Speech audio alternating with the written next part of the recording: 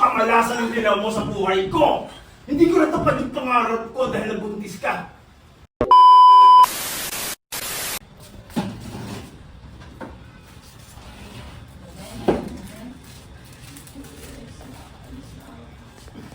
Richard!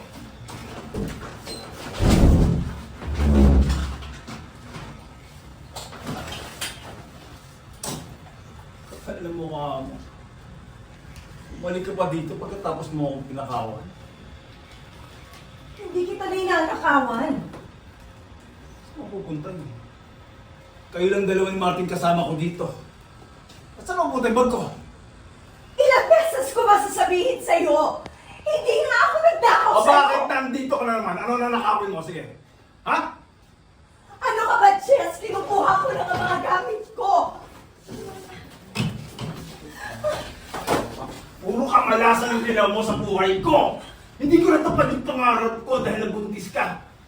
Hindi ko nga alam kung anak ko si Martin eh. O pinasal mo lang sa akin dahil malandi ka.